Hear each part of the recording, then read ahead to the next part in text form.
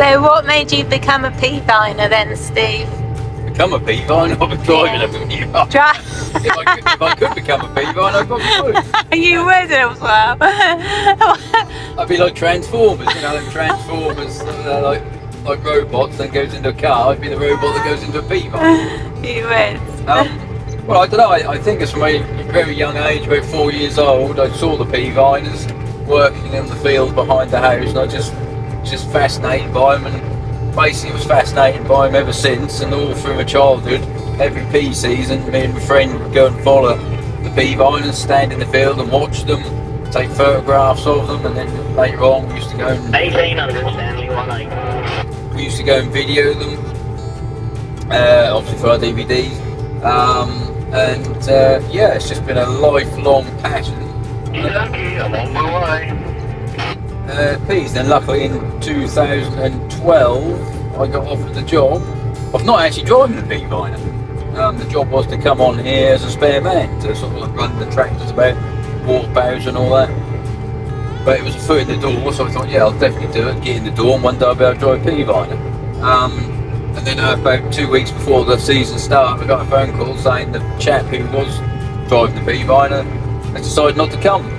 So, would I like to drive the pea viner? Well, I didn't need to think about it much, obviously. So, yeah, I immediately said yes, and 2 weeks later, I drew my first pea viner at Corton, in Low Stock, Suffolk.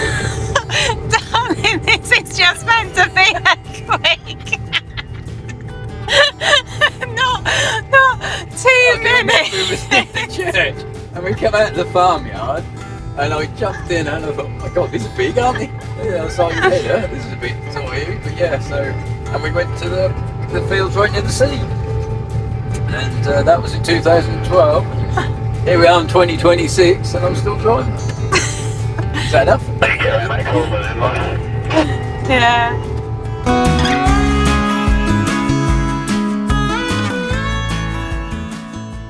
It's just another busy week, making splits, checking the bees, Steve's pea vining, new wrapper arriving.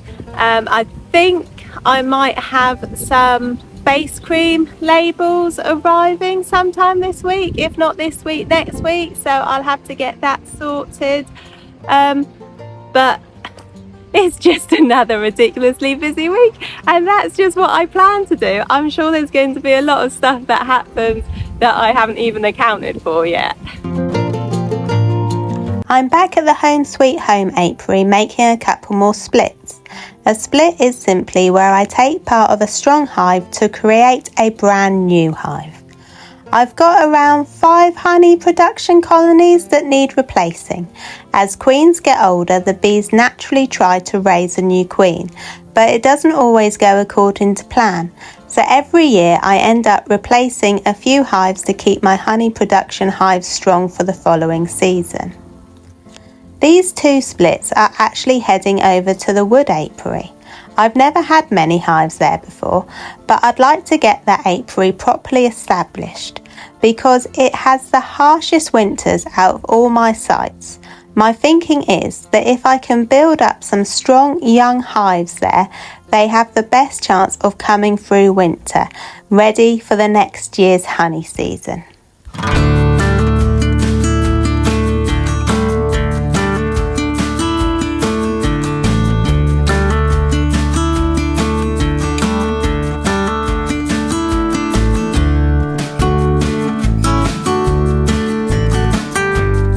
I met Steve at the field to have a look at his new second-hand bale wrapper.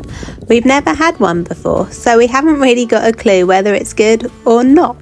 But once the peas are finished, we've got more fields to cut for hay, and after last time's mad scramble to find someone who could bale and wrap it all, we thought we'd better be a bit more organised this time. This is one of the fields that is waiting patiently to be cut. As soon as the pea harvest is finished, this will be the first on the list.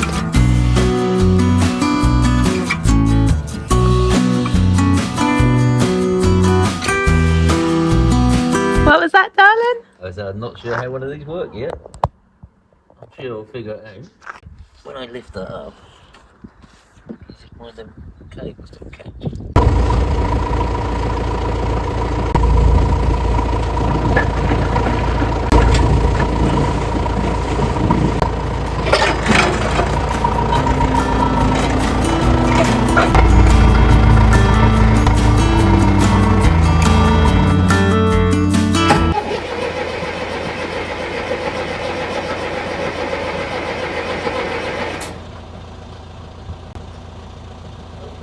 What's happened there? What is it? The diesel. No diesel? Well, it's got diesel, look at it.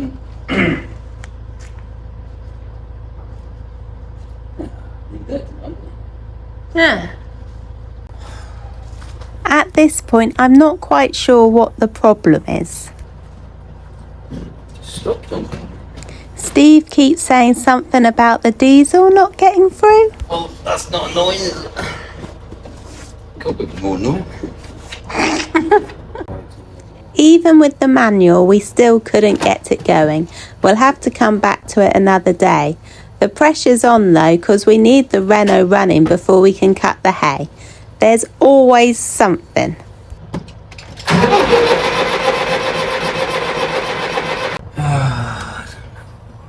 You happy then, darling? No, Renault don't work.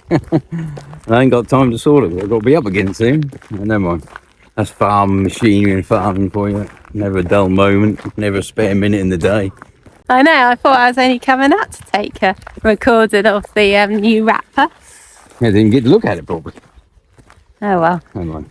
You got all the gear now. No idea. All the gear and no idea.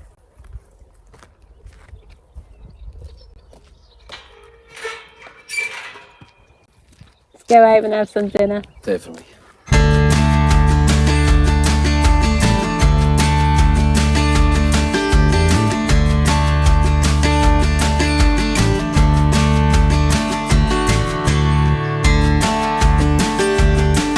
So I've seen a few wasps about. They're definitely starting to come and pay a lot of interest in the bees. And last year I lost quite a few nukes to them because the bees just go in, kill them, rob them out, take all their stores and everything. So it's like catch-22 because you want to feed your nukes to build them up so they expand quicker, but then the wasps also want the syrup as well. So this year I'm determined for that not to happen. So I've come up with a plan. So this was a split that I did yesterday, and I'm hoping that they're going to raise their own queen. So when they don't have a queen, they're generally not as organised as hives with queens, and also they're quite small. They haven't got as many bees to defend themselves. So what I'm going to do is I've brought some foam, and my plan is that in the underfloor entrances I'm going to put a bit of foam and just leave a little gap so the bees can get in and out, and therefore their entrance will be much smaller and therefore much easier for them to defend. I had to do this last year because it was just getting ridiculous, and I actually put a bit of foam in to give them a small entrance, and then at the other end I put some plastic sheets so the bees had to go in one end, walk along and then up. Because what I was finding last year, where some of my nukes were in a bit of a shady spot and they weren't getting the sun till later on, the wasps were up and about, and then that gave them time to figure out how to get in because the bees weren't awake. When the bees are awake, they don't give them time to figure it out because the bees are already defending and getting them to go away. But early in the mornings, when they don't have, the bees there, of course the wasps can figure it out. Last year, that actually saved quite a few nukes. So I thought I'm going to do the same again this year, but I'm going to do it much earlier on, and then hopefully, fingers crossed, I won't lose any at all. Lemon wasps. Right, perfect. So you can see the foam is just in there, so it only gives the bees that entrance to come out. So I'll leave it like this for a little bit, let them figure it out, and then when the wasps do become a lot more active, what I'll do is I'll put a plastic sheet up along here and leave this bit out, and then the bees have to go in this bit, walk down, and then up that bit, and the wasps don't seem to be able to figure it out. One hive done, only about another, or I don't know, whatever to do.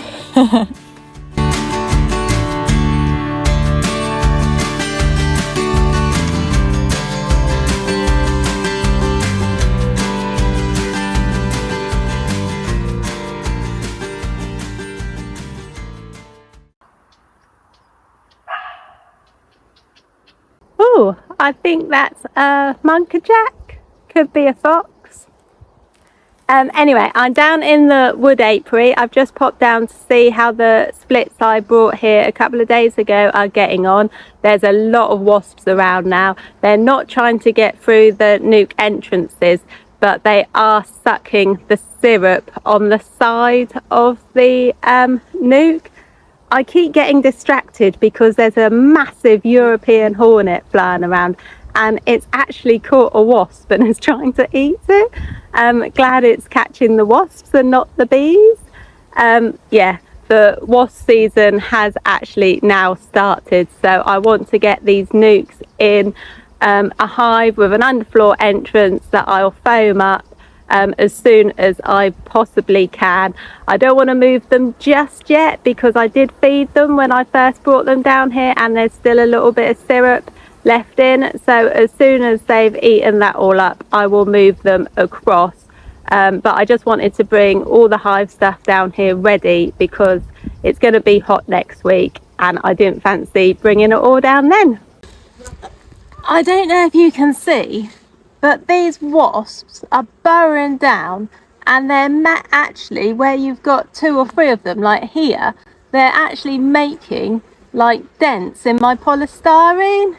So I've got my trusty tape, and I'm just going to stick some tape across because I don't want them to do too much damage, or even worse, manage to make a hole in. That would be horrendous. So I'm just going to stick some tape, and then it's got an extra layer for them to get through. Very hard though when you got to do it with your big gloves on, but I swell up like anything when I get stung by a wasp, so I definitely don't want to get stung by one of them. Trying to do this with gloves on is horrendous. Right, come on wasps, out the way, because I will stick you down.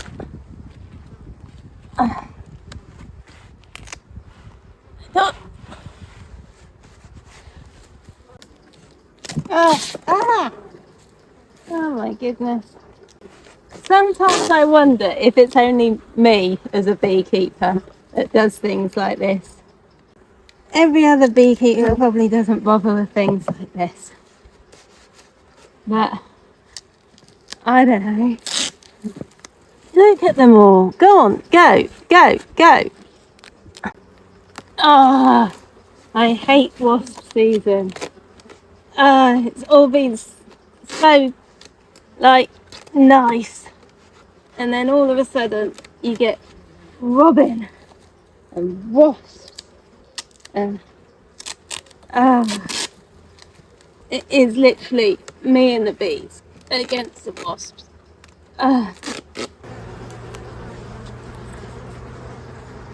For some reason, this hive here has decided to make their own entrance in the side of the brood box and is totally not using their entrance at all.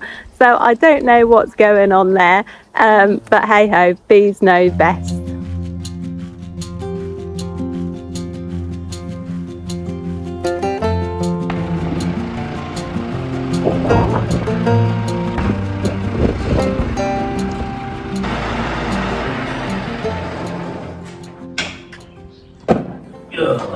Hello darling, you alright? Yeah. Good to see the Renault fix. Nice to have it running again, isn't it? What was wrong with it? One-way valve on there. Not quite sure I can tell what's the matter, but it was obviously sticking and they weren't letting the diesel up. Bit of a tight squeeze. Yeah, she's alright now, so it's good. So you're all fixed. I feel with the mud in there, I've just been Pardon? just stirred it up. Ah, dear. Oh, no. Not good. So the pressure's off then. She's ready for the haymaking eventually. Yeah, hopefully. So it's good. It's good. Right, I'm now going to bed.